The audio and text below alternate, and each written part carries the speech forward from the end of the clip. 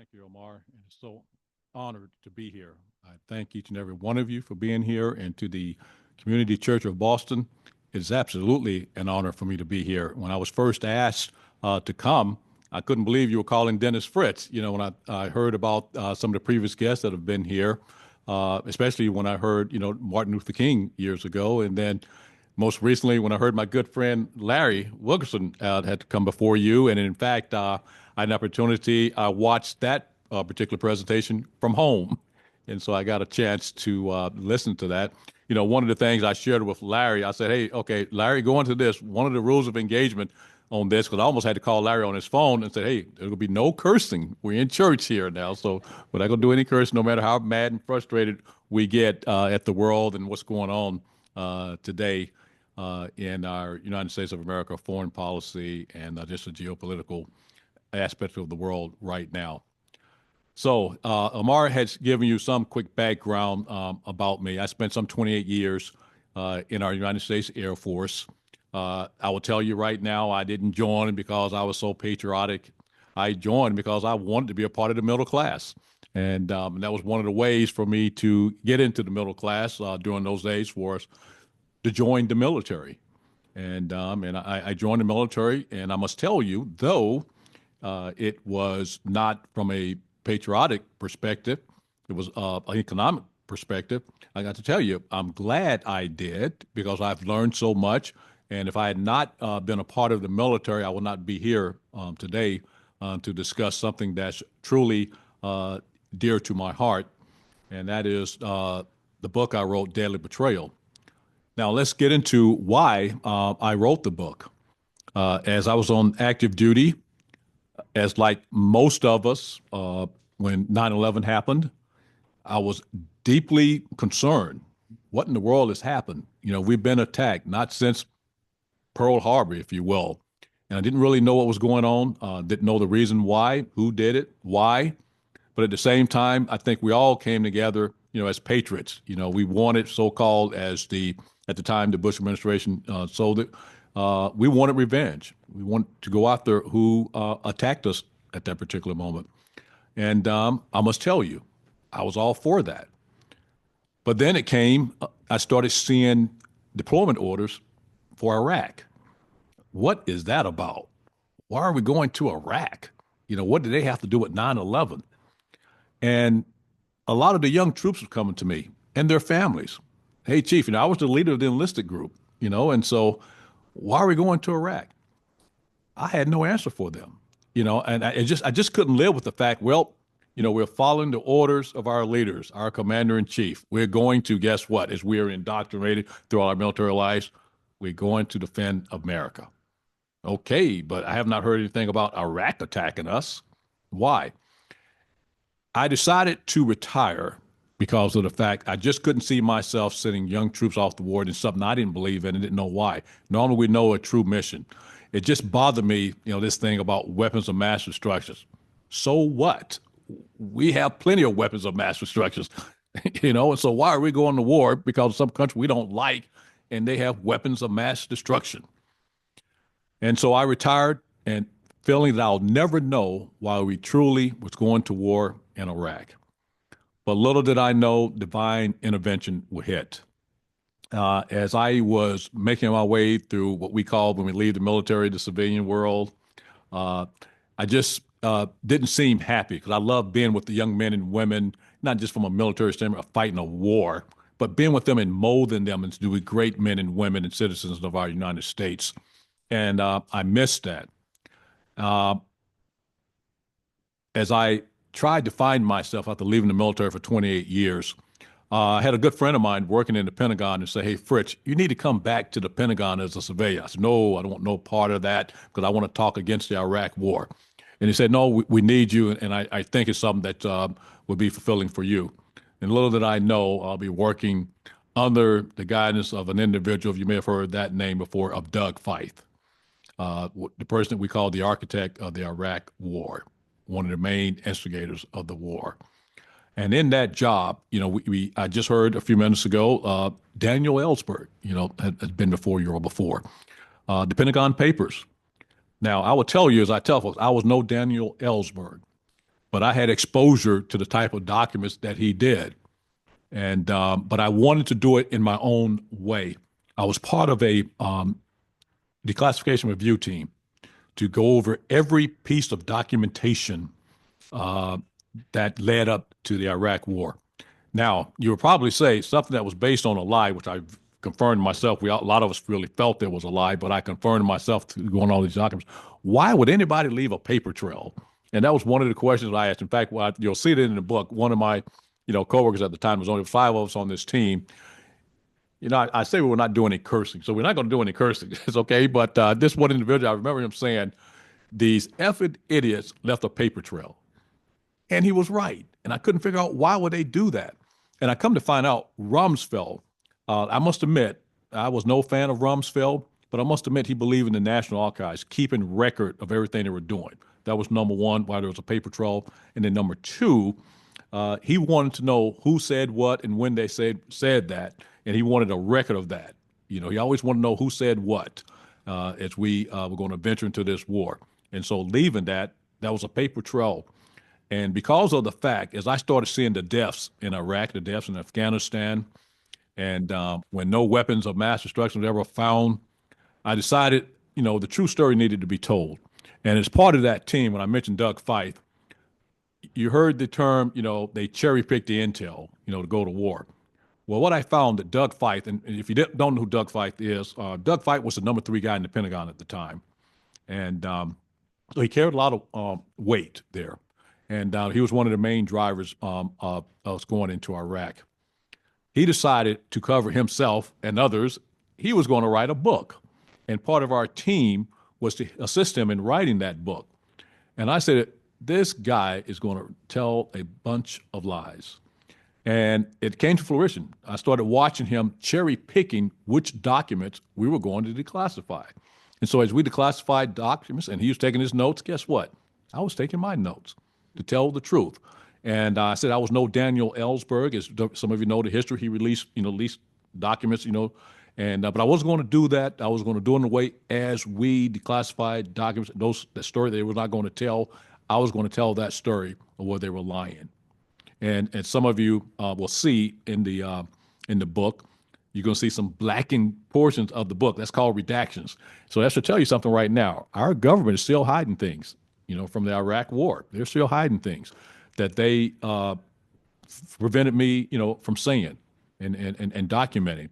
But that's okay. And the reason I can live with that, because it didn't take away my story as a whole. What it did, it hid names to protect the so-called innocent, if you will, to protect those certain meetings that Donald Rumsfeld, hey, I want to know who said what in what meeting. But some of those things were redacted out, and some things about numbers of deaths.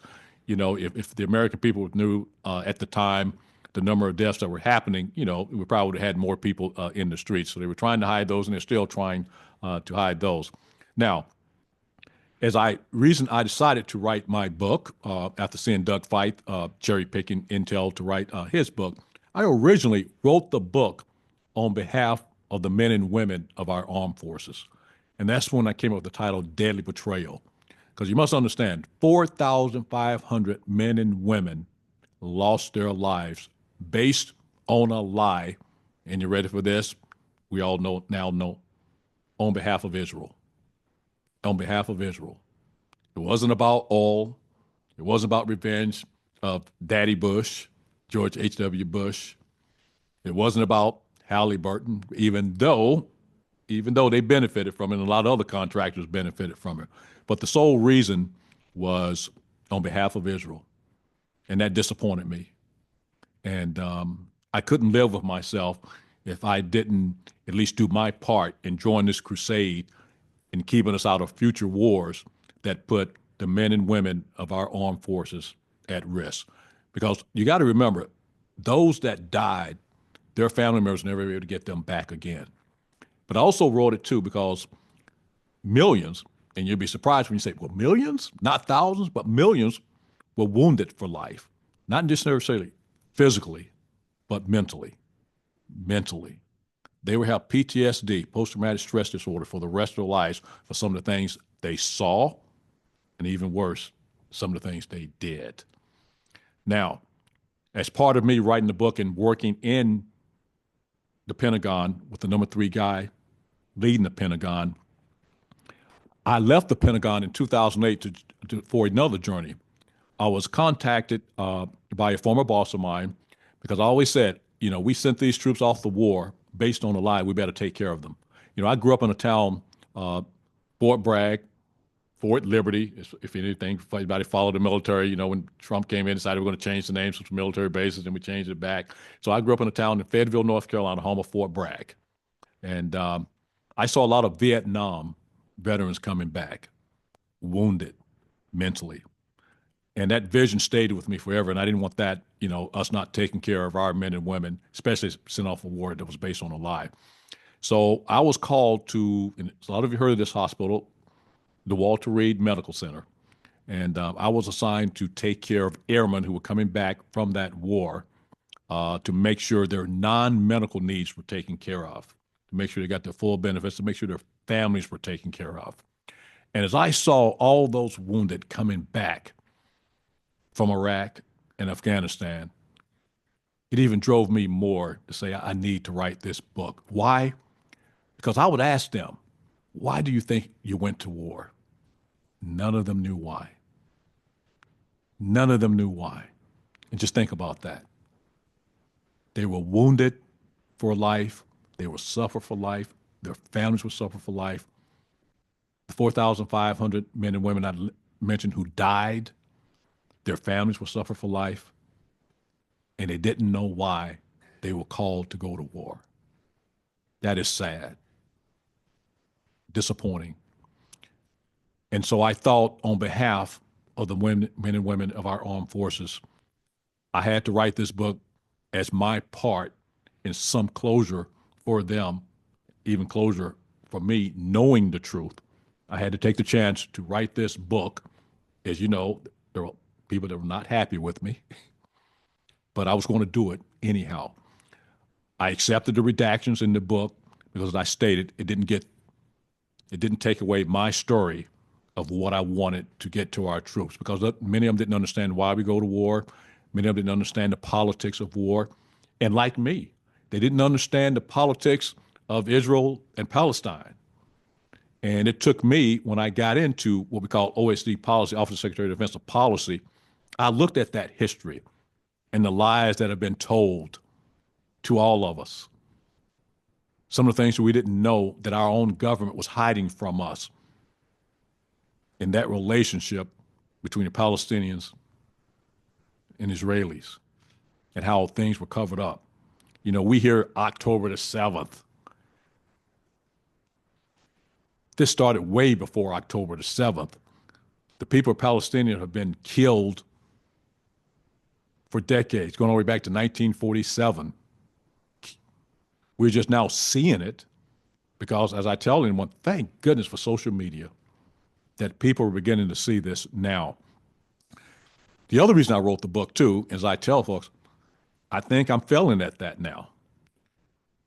And that was, I did not want to see our men and women to go to war again based on a lie. History right now before our eyes is repeating itself. And I tell folks, I wrote the book, as you see it, it's a quick read. It was straight to the point because I wanted to warn us that it wasn't over yet. People have heard the term neocon. People have heard the term now Zionism. It's a long-term strategy of what we call a so-called Greater Israel. And the plan is not done yet until Iran is taken over. And that was my goal, too, to keep us out of a war with Iran, to let as many people as possible know that Iran was the next of that mission. Why? Many people have asked, why Iraq? Why Iran? Why Syria? If you notice, they're always the people that we talk about. They're our enemies. No, they're not our enemies. Israel is making them our enemies. And that's a fact. Saddam was holding up against Israel and the United States of America. They couldn't bully him. Assad, they couldn't bully him. And which matter, whatever Ayatollah, they couldn't bully them in the government. So one by one, The Iraq War was based on, we're going to take out those leaders. We're going to take out Assad in Syria. We're going to take out Saddam, and we're going to take out the Ayatollah, which will create a greater Israel. There will be no fighting arm as Hezbollah, Hamas. I tell folks, I want you to think about this for a moment. I like to make things hit home. Imagine you've been living in your home for over 20 or 30 years, and you're going to leave it for your families, your kids, your grandkids, and all of a sudden somebody knock on your door and say, this is our home now. How would you like that? You know, I would share with others during audience. I said, what would you do? And people talk about how they will fight back. But guess what? That's what Hamas and Hezbollah are doing. I can care less. I'm not a sympathizer for Hamas or Hezbollah as the main press and those Israeli lovers that try to portray us. I'm telling facts. They're fighting back for their livelihood. That's why they exist. That's why Hezbollah and Hamas exist. Like they tried to say Nelson Mandela, guess what they labeled him? A terrorist. And he was fighting for his country in South Africa. Malcolm X here, when Afro-Americans, blacks were fighting for their rights. Oh, he's a terrorist. They even tried to say Martin Luther King, a godly religious man, was a terrorist, was a communist. That's called propaganda. That's called disinformation. And I write about that in my book too, to make those you're trying to disenfranchise, kill, or displace, you make them the enemy. And really, they're the ones that are getting all the harm. And I had to write the book originally for the men and women of our armed forces, but then when I really saw what was happening, I wrote it for all of us in this room and the audience out there in the internet world, because I want to do my part in helping educate the American people and the world to do your own critical thinking of how wrong this is. The book has helped me to be here today. If it wasn't for the book, I would not be here today to be able to share my experience, and we can talk about that during the question and answer session. But this is my part in trying to make the world a better place. But more importantly, the critical mission now is to help the Palestinian people be able to live out their lives and are safe in their homes, to not to be displaced.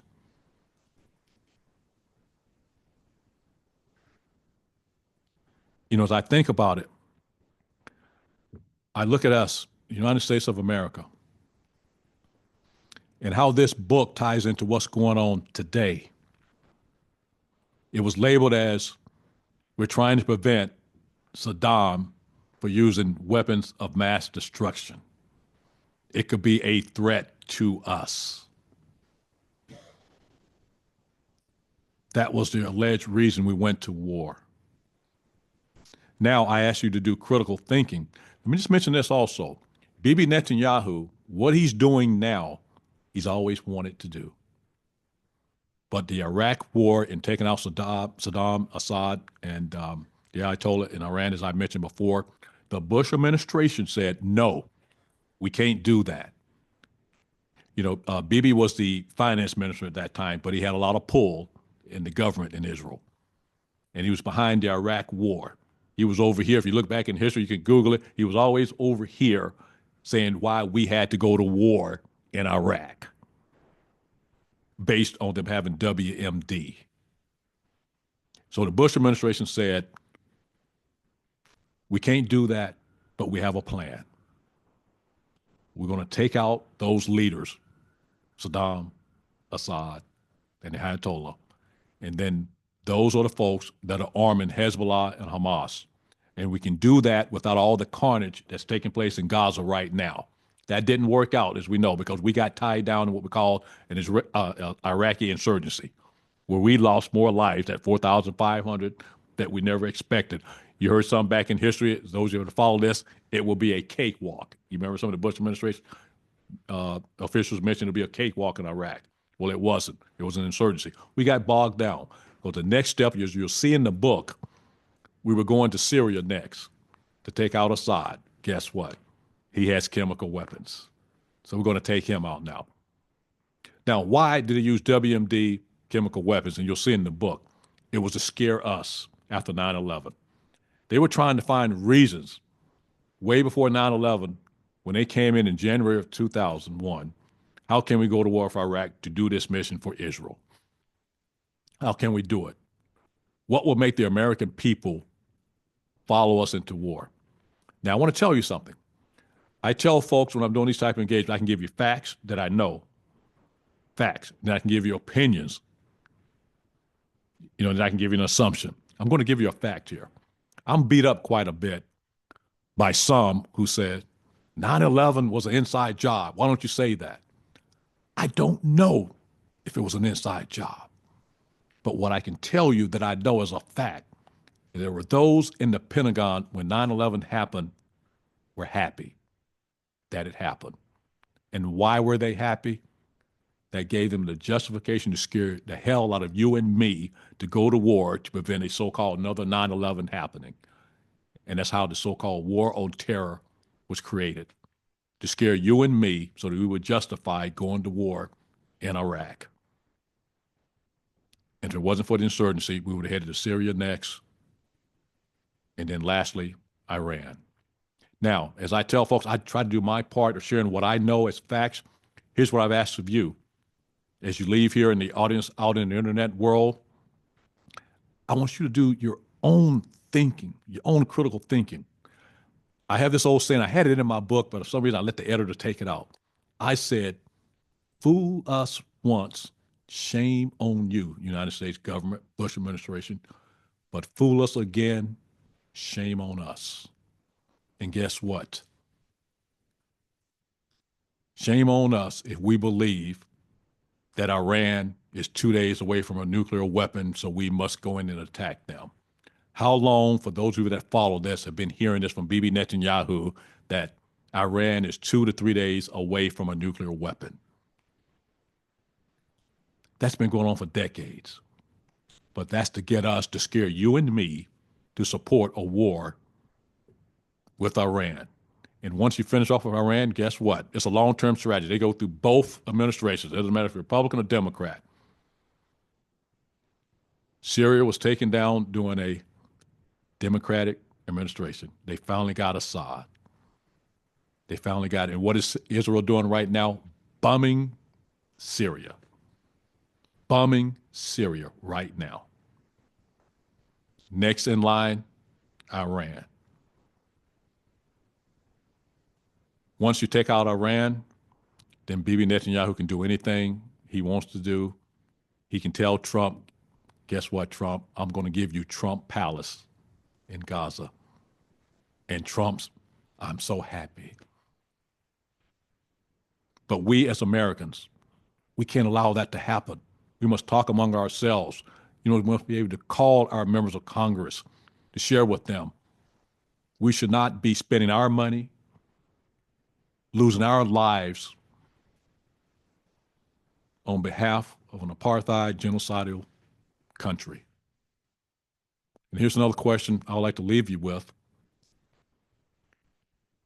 Any country, any government, our Congress, our administrations, that would allow, provide cover, provide weapons, provide money to kill innocent women and children, do you think we are immune?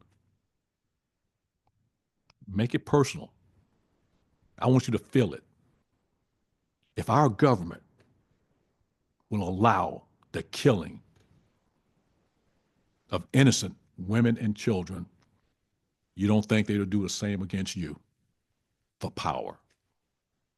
So I wrote that book originally for the men and women of the armed forces who had to make the first sacrifice, some with their lives. I wanted their families to know the truth. It wasn't about no WMD. It wasn't about no contract. It wasn't about revenge for baby daddy. It wasn't about no revenge and trying to get oil, even though that was a subset. If you take over Iraq, as Trump will say, hey, we should have kept the oil. He says the quiet part out loud. That's why some of the oligarchs don't like him. He tells the truth out loud. Taking minerals and so forth from Ukraine. We can talk about that later on in the question and answer session. But I ask of you, those out there in the internet world, to purchase the book Deadly Betrayal, because I want you to know how we got to where we are now. You'll learn about the neocons and the backstory. I work with those neocons up close. I work with the Zionists up close. The Zionists during my time was, listen to what I'm about to say, they were running the Pentagon. I was in shock. It was so bad, and I really mean this. The Zionists were running the Pentagon. I had somebody caution me to say, hey, you can't say Merry Christmas in here. I was in shock. What are you talking about? And that's when I started doing my investigating and finding out who am I working with? They were running the Pentagon,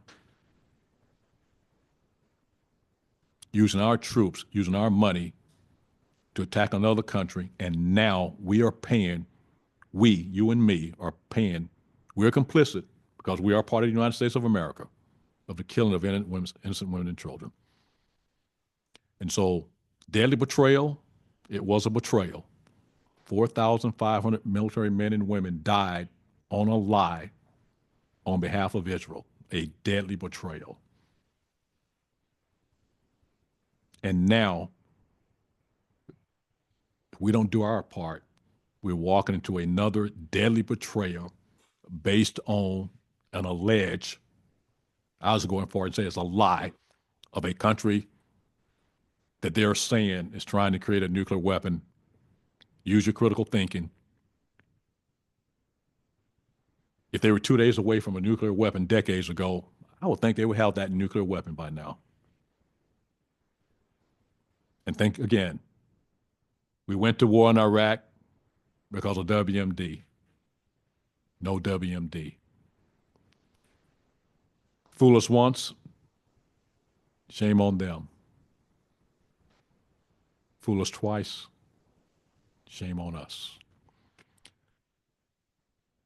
Amar, I think it's time for us to take a break from here, and then we'll go in with Larry and I.